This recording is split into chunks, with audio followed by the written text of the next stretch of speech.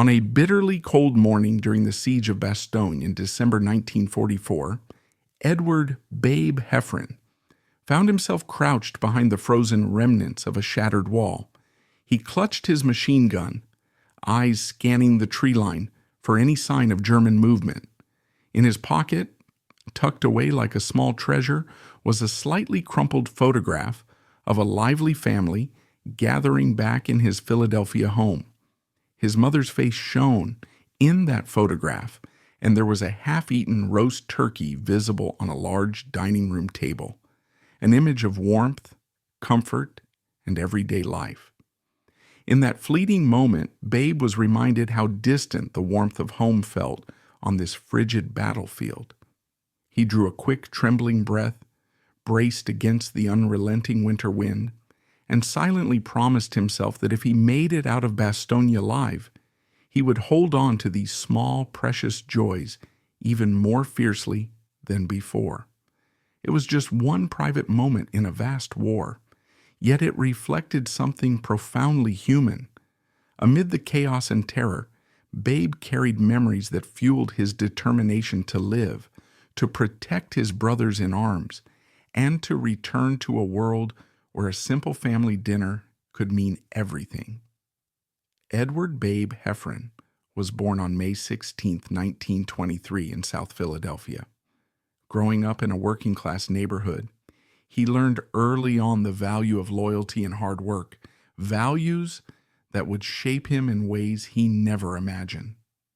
The world Babe entered had just ended the First World War a few years prior. Though he was too young to remember the details of that conflict, its impact was everywhere, in the stories older relatives shared at the dinner table, in the images of veterans returning with haunted eyes, and in the sense that warfare had become a brutal, modern enterprise. Babe's parents raised their children with a strong Catholic faith, daily prayer, and an emphasis on honesty. Times were often tough. Babe's father was a forklift operator at a local factory, sometimes struggling to make ends meet. That environment, typical of Depression-era America, taught Babe resilience. From an early age, the Philadelphia streets were his playground, and he quickly learned how to stand up for himself and for those he cared about. The 1930s were a tumultuous decade. As Babe advanced through his teenage years, the Great Depression lingered, overshadowing many families' prospects. He often found work after school, part-time shifts where he could earn a little money to chip in. Sometimes he would run deliveries or help at a neighborhood grocery store or haul crates in a local warehouse. His mother would remind him, in a gentle but firm tone, "Be grateful for what you have, but never forget to help others when you can." That moral compass stuck. There was a generosity in Babe, a sincerity in the way he treated neighbors and friends. He liked to joke around, and he gained the nickname Babe for his youthfulness and playful grin. In the midst of these challenging circumstances, a sense of community knitted neighbors together. Summers meant street games until dusk. Winters meant huddling by the heater, listening to the radio. Through it all, Babe developed a sturdy but empathetic heart. When the Second World War erupted in Europe in 1939, Babe was still just a teenager. The storm building across the Atlantic felt distant, but newsreels in movie theaters and daily radio broadcasts soon narrowed that gap. Stories of Adolf Hitler's aggression dominated headlines, and concern spread that America might be drawn in. Pearl Harbor made it certain. By the time Japan attacked in December 1941, Babe was 18. It was a moment of national upheaval and profound choice for young men across the country. In the wave of patriotic enlistment that followed, Babe joined the U.S. Army in 1942. Like many others who volunteered, he was motivated by a mixture of patriotic duty, a desire to protect American families, including his own, and a sense that his generation had to step up. The rigors of military training tested him thoroughly, physically, mentally, and emotionally. Yet he seemed to flourish in that environment.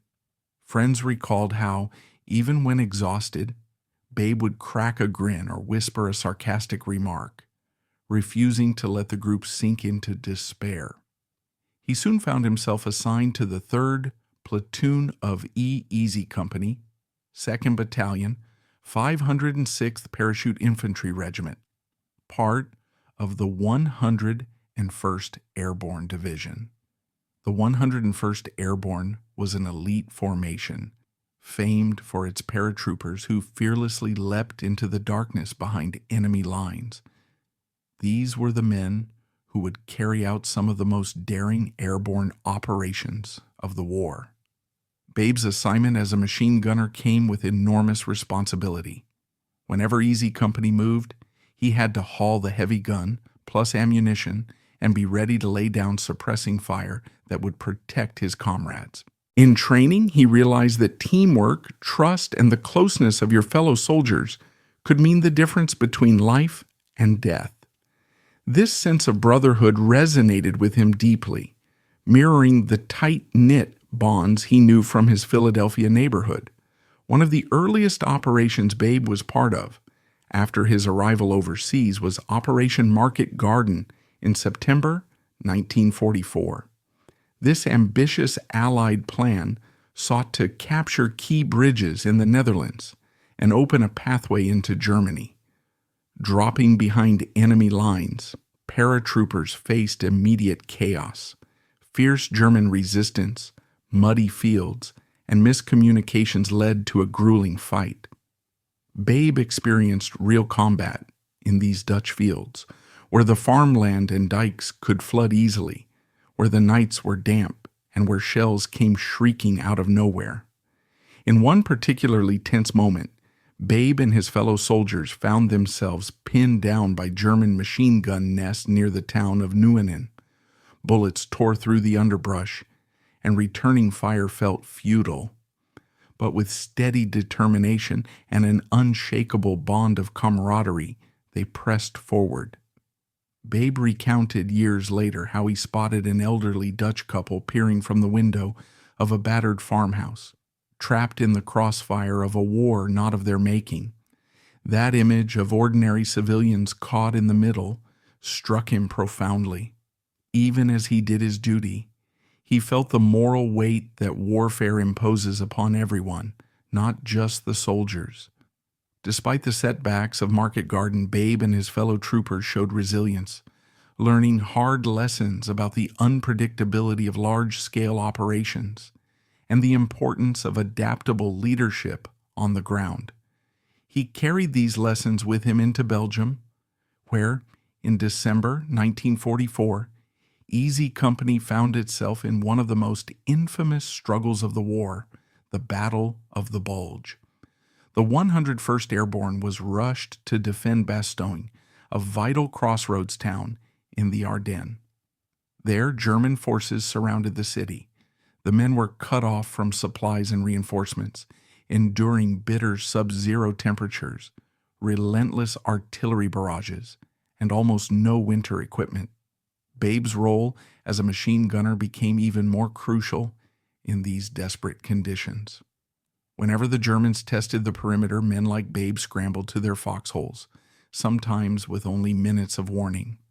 The ground was so frozen they couldn't dig properly. Some recall that the mortar blasts sent shards of ice and splinters flying like deadly shrapnel. Amid these conditions, Babe lost friends. One day an artillery shell exploded not far from him and took the life of a comrade he had shared cigarettes and jokes with just an hour earlier.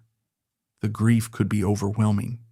He would stare numbly at the spot where the shell hit, feeling a wave of shock followed by an instinctive urge to keep fighting. Hours later, he might steel himself and carry on because there was no alternative. Bastogne was a crucible, testing every man's endurance and sanity. Babe's letters home during that time, some of which he guarded zealously until he could mail them, hinted at the raw emotional toll. He would write lines like, "Don't worry, Ma, I'm holding up. I just pray to be home by next Christmas." He kept them as simple as possible to avoid alarming his family, But the undercurrents of fear, exhaustion, and loneliness seeped through.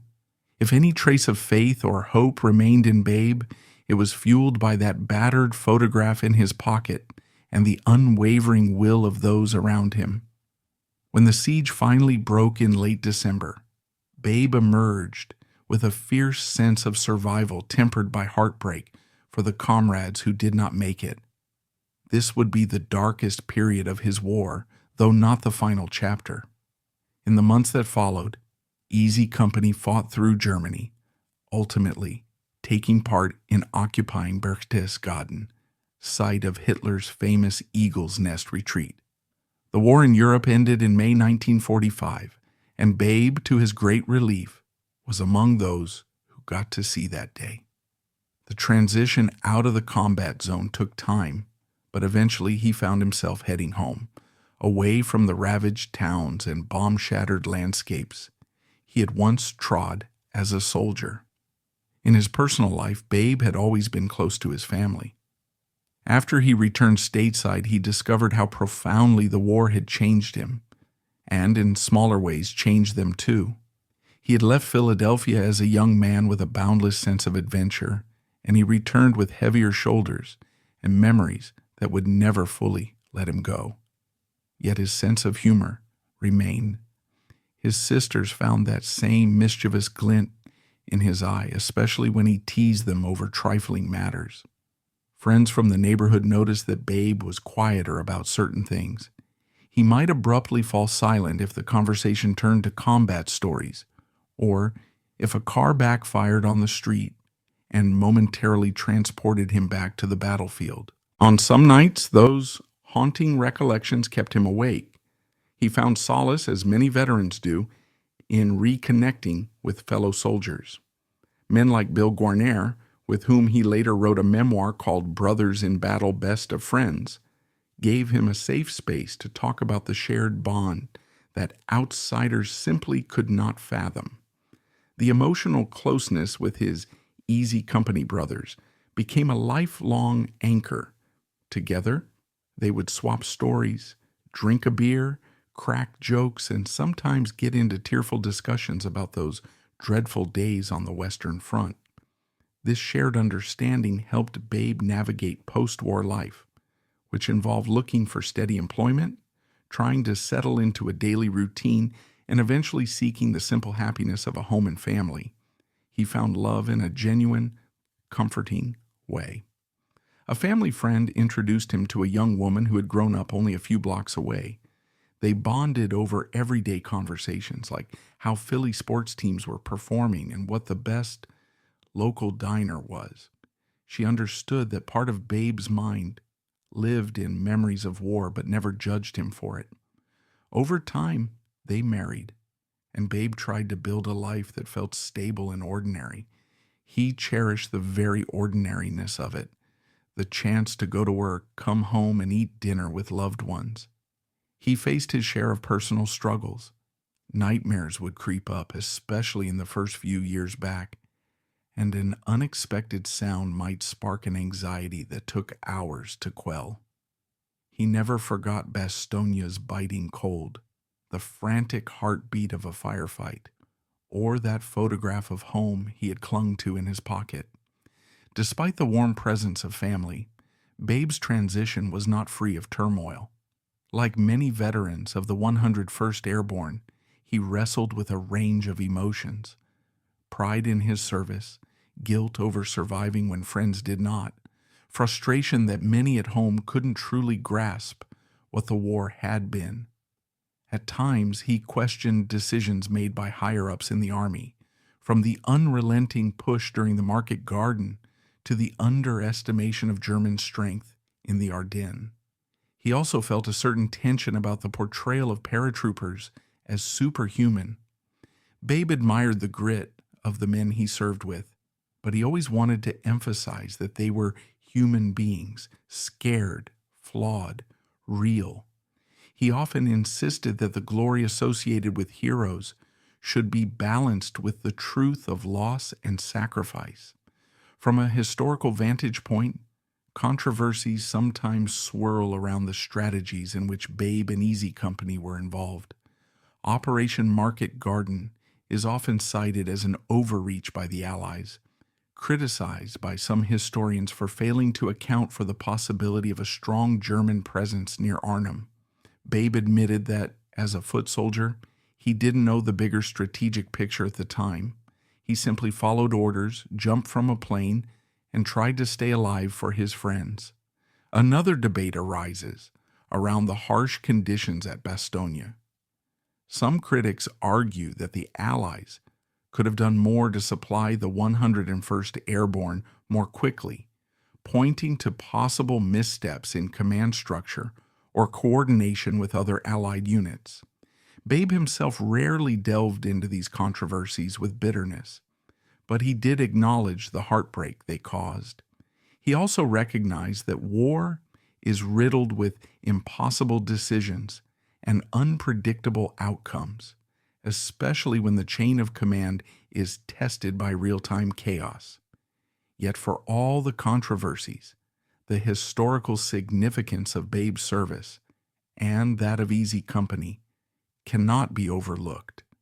The achievements of the 101st Airborne, from Normandy through the Bulge, became emblematic of American perseverance and valor.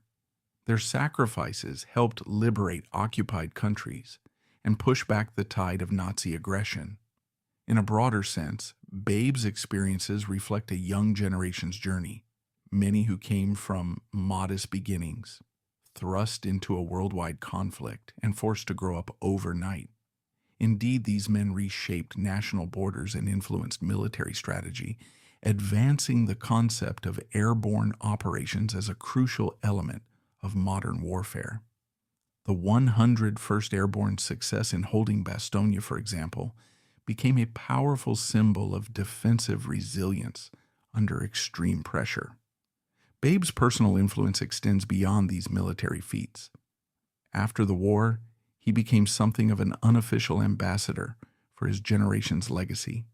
He didn't do it by giving grand speeches from podiums. He did it by telling stories in simple, candid terms, reminding listeners that war heroes are, first and foremost, regular folks who ended up in extraordinary circumstances. When historians interviewed him in the decades after the war, he would recount not just the large-scale battles, but the small human details, the shared can of cold beans in a foxhole, the stolen moments of laughter, the heartbreak of losing a buddy in a single gunshot. He wanted people to understand the price of war. It is measured in empty seats at family tables and the lingering nightmares that too many veterans carry for a lifetime. A unique facet of Babe's post-war life was his strong sense of continuity with Easy Company. Reunions with surviving members became essential gatherings for him. They would embrace, sometimes hold each other wordlessly, and then spend hours catching up on families, new grandchildren, health troubles, or everyday joys. That shared past never loosened its grip, but it also gave them a sense of camaraderie that endured, sustaining them through the decades of civilian life. The friendships forged in the crucible of war became a cornerstone of Babe's identity. He was not just Edward Heffron from Philadelphia. He was Babe from Easy Company, and that meant everything. One deeply emotional moment occurred in the early 2000s when Babe, along with Bill Guarnere and other Easy Company veterans, attended events in Europe commemorating the anniversary of D-Day and the Battle of the Bulge. Locals greeted them with gratitude, cheering them as liberators, while younger generations asked for stories and autographs. Babe was moved beyond words. He was struck by how the horrors he had known now existed in the realm of memory, shaped by anniversaries and documentaries.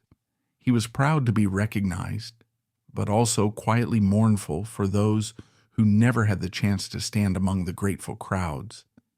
That bittersweet mixture of pride and sorrow defined him. He believed it was important for new generations to learn about the war, not in a sanitized or glorified way, but in a manner that showed the true costs. In the latter part of his life, Babe co-authored Brothers in Battle, Best of Friends with Bill Guarneri and journalist Robin Post. The book offered an intimate look at their experiences, from Philadelphia's streets to the front lines in Europe. Babe spoke honestly about fear, about witnessing the random cruelty of artillery shells, about holding a friend's hand as he bled out. The passages convey raw emotion, painting pictures of war's brutality but also capturing quiet moments of compassion, like a shared chocolate bar with a terrified Belgian child, or the hush of relief when the shelling finally stopped. That heartfelt candor reached many readers, bridging a gap between generations. It helped people see that behind every epic war story stands a young man, frightened and determined, forging a bond that no outsider can truly replicate. Babe's personal letters, some of which his family eventually shared in private circles, reveal a man who tried to shield his loved ones from the ugliness he witnessed. In one he wrote, "I'm safe right now, Ma. Don't go worrying too much. The worst is behind us." That letter, scribbled in late January 1945, masks the immediate memory of how bombs had just fallen near him, injuring two close buddies. He inserted a casual line about how he couldn't wait for a home-cooked meal. There was no mention of the nightmares of Bastogne or the heartbreak that lingered. This was typical of him, to hide the raw intensity of his experiences, because burdening his family seemed unthinkable. When people ask about controversies in Babe's life, one aspect sometimes discussed is how war's moral ambiguities affected him. He rarely elaborated on specific moral dilemmas, but in certain quiet conversations he admitted that being a machine gunner meant he often had to fire blindly at silhouettes or muzzle flashes. He wrestled with that knowledge. He never glorified killing. He believed the cause was just. Fighting Nazi Germany was necessary to free Europe from tyranny. But he also recognized that any act of taking a life, even in war, leaves a mark on the soul. He tried to live with that by emphasizing compassion in his daily life, whether in the kind words he offered to neighbors or in charitable acts for veterans groups. Another point of debate sometimes arose around the portrayal of Easy Company in the miniseries Band of Brothers. While Babe appreciated that the show honored their service, he would occasionally mention that no dramatization could fully capture what those nights felt like, what it was to sit in a foxhole with numb feet, your breath turning to frost, feeling your heart pounding in your chest each time a branch snapped in the distance. Those who served with him echoed the sentiment that, for all the show's accuracy, it was still a portrayal filtered through scripts, directors, and cameras. The real war was far less cinematic and far more frightening. Babe was grateful, though, that it brought renewed attention to the stories of the men who had been overshadowed by the passing of decades and the news of subsequent conflicts. Historically, Babe's story endures precisely because it exemplifies the emotional journey of an ordinary soldier asked to do extraordinary things. It reminds us of the precarious line between courage and fear, between hope and despair, between moral conviction and the raw necessity of survival. His experiences help shape our understanding of the war's complexity, the immediate brutality, and the long-term psychological scars. Although he was never a high-ranking officer or major decision-maker, his contributions, and those of countless others like him, collectively shaped the tides of history. If the 101st Airborne had failed to hold Bastogne, for instance, the German counteroffensive in the Ardennes might have stalled the Allied advance far longer, potentially altering the war's trajectory. Every small act, every bullet fired to protect a comrade, every step trudged through snow-laden forests was a piece of a larger puzzle that led to the Allied victory in Europe. For a modern audience, Babe's story carries relevance on multiple levels. It calls attention to the reality that wars are fought by individuals who each carry personal hopes, families waiting at home, and moral convictions tested by unimaginable stress. In an era where new conflicts or threats might arise, remembering Babe's quiet sense of duty helps us reflect on the importance of choice, sacrifice, and empathy. The significance extends beyond history books.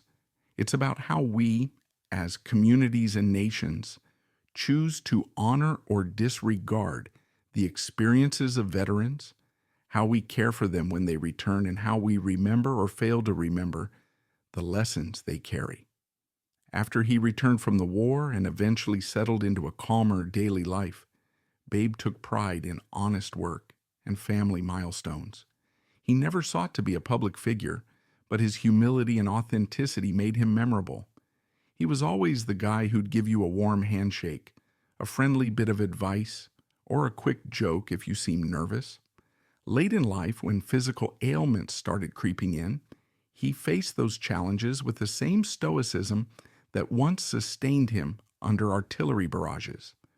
Friends recall that during hospital stays, he would chat with other patients, lighten the mood, and occasionally slip into a story about the old days, though rarely the darkest parts. If pressed, he might mention Bastogne or Market Garden with a faint shake of his head, an unspoken acknowledgement of lives lost. He also spent time visiting schools, veterans groups, or community gatherings where he offered recollections of the war. He kept it real, never sugarcoating the confusion or fear, but also highlighting the strength of brotherhood. He wanted younger generations to understand that the men who wore the uniform were just like them, people with jokes, fears, heartbreaks, and daydreams of future plans. It wasn't about glorification, it was about respect for those who answered the call, those who didn't come home, and those who still carry the burden of difficult memories. Each retelling also served as a balm for him, a gentle way to release some of the lingering weight he'd carried for decades.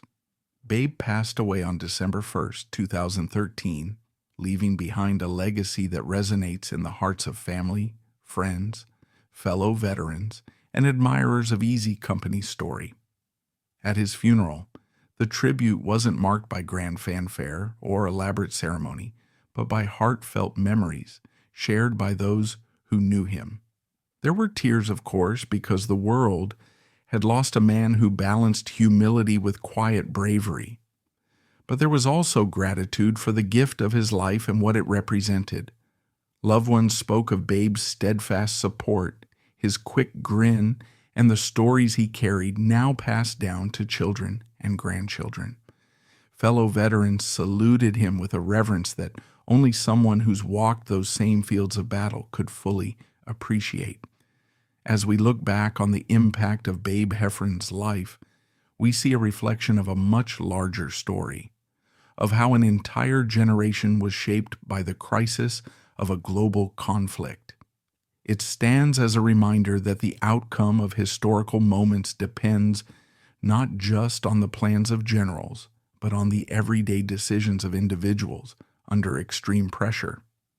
For Babe, each day on the battlefield brought a choice to retreat into despair or to carry on for the sake of his friends, his family, and the world he hoped to return to. And it was that choice, made repeatedly, minute by minute, that carried him through. In the end, Babe's life leaves us with a gently persistent truth that sometimes the most heroic thing a person can do is simply hold on to their humanity, even when the world seems determined to tear it away. It's a truth worth reflecting upon whenever we feel small in the face of adversity, or whenever we're tempted to overlook the ordinary heroes around us. Babe's story is not about glorifying war, it's about acknowledging that real courage surfaces when one's duty and sense of compassion intersect under immense pressure. And perhaps that's why, decades later, we still care so deeply about him. He exemplified the kind of quiet, unassuming valor that reminds us of what people are capable of when they draw on loyalty, love, and a deep sense of community, even in the worst of times. As you leave this tale behind, may it kindle in you a sense of gratitude for the freedoms we enjoy and a renewed respect for those who bore the weight of ensuring those freedoms would endure. In remembering Edward Babe Heffron, we remember the enduring power of brotherhood, sacrifice, and the human heart's resilience in the face of unimaginable trials.